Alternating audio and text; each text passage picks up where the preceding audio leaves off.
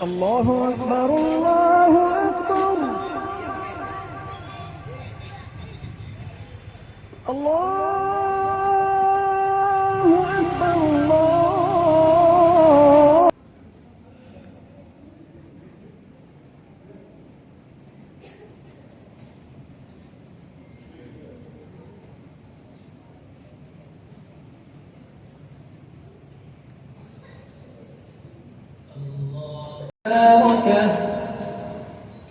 يوقد من شجرة مباركة لا زيت يوقد من شجرة مباركة زيتونة لا شرقية ولا غربية يكاد زيتها يضيء ولو لم تمسسه نار نور على نور يهدي الله لنوره من يشاء.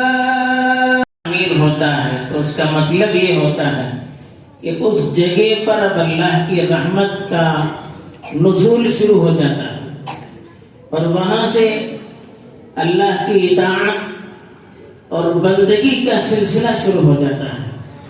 اسی لیے قرآن مجید میں اللہ تعالیٰ نے ارشاد فرمایا کہ وَأَنَّ الْمَسَاجِدَ لِلَّهِ کہ مسجدیں صرف اور صرف اللہ ہی کے لیے ہوتی ہیں.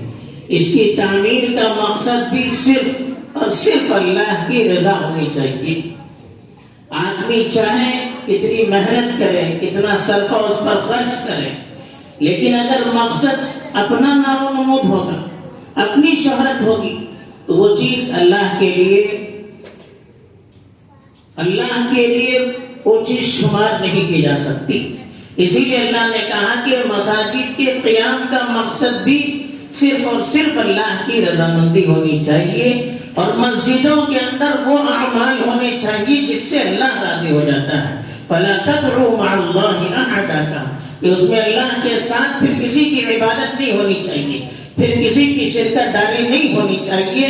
اگر مقصد صرف اور صرف اللہ کے لیے مسجد کا تعمیر کرنا ہے تو پھر وہ مسجد اللہ کے لیے شمار ہوگی اور اس مسجد کی بنیاد تقوی پر ہوگی.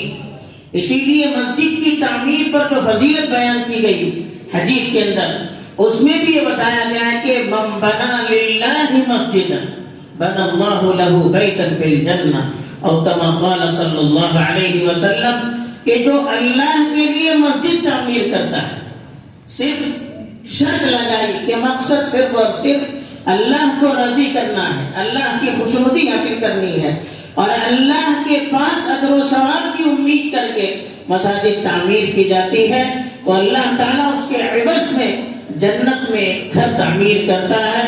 تو مبارک ہے وہ لوگ جو اللہ کے لیے اللہ کی گھر کی تعمیر کی کوشش کرتے ہیں اور اس کے ذریعے سے اللہ کو راضی کرنا چاہتے ہیں. اور دوسری چیز میں اس موقع پر یہ کہنا چاہتا ہوں کہ نیک اولاد والدین کے لیے سب سے بہترین ذخیرہ ہے. اگر بچوں کی تربیت دینی بنیاد پر ہوگی تو بچے والدین کے انتقال کے بعد بھی اپنے والدین کی فکر کریں گے کہ وہاں پر جس دنیا میں جس عالم میں اب وہ زندگی گزار رہے ہیں آخرت کا عالم وہاں پر ان کے والدین کو چین اور سکون کی زندگی نصیب ہو.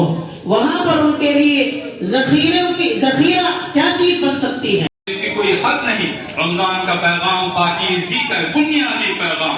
مساجد کا پیغام پاکیزگی کا ہے انتہائی بنیادی پیغام. رمضان کا پیغام امانت داری اور دیانت داری کا ہے انتہائی حساس ترین پیغام. مسجد کا پیغام امانت داری اور دیانت داری کا ہے. رمضان کا پیغام شکر گزاری کا ہے. مساجد کا پیغام شکر گزاری کا ہے. رمضان کا پیغام وفاداری کا ہے. وفاداری کا ہے آدمی اللہ کا وفادار بنے. بعینہ یہی پیغام قرآن کریم کا بعینہ یہی پیغام مساجد کا کہ آدمی سب سے بڑھ کر اللہ کا وفادار بنے. کسی کا انتقال ہو جاتا ہے اللہ تعالیٰ جو بات کہی انا للہ و انا الیہ راجعون اللہ تعالیٰ حدیث کو اچھی عمر نصیب فرمائے. خیرکم من طال عمرہ وحسن عملہ میں اللہ تعالیٰ شامل فرمائے. لیکن بہرحال جب انتقال ہوتا آدمی یہ کہتا ہے ہم اللہ کے ہم پلٹ کر ہمیں اللہ طرف جانا ہے، یہ اللہ کے ساتھ وفاداری کا اعلان ہے۔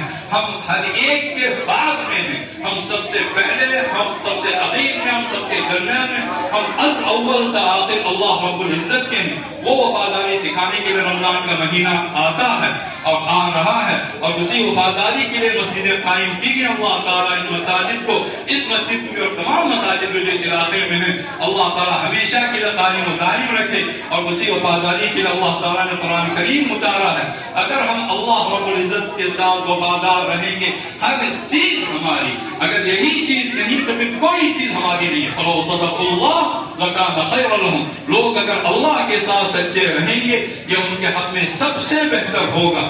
تو اس انداز سے انشاءاللہ ہم آئیں گے، اللہ کی مسجدوں کو آباد کریں گے، علم سے آباد کریں گے، ذکر سے آباد کریں گے، نمازوں سے آباد کریں گے، اور ہم کہہ سکتے ہیں جو اللہ کی مسجد کو آباد کرنے کی فکر رکھے گا، اللہ تعالیٰ اس کے گھر کو آباد کرے گا، اس کے دل کو آباد کرے گا، اس کے علم کو آباد کرے گا، اس کے عمل کو آباد کرے گا۔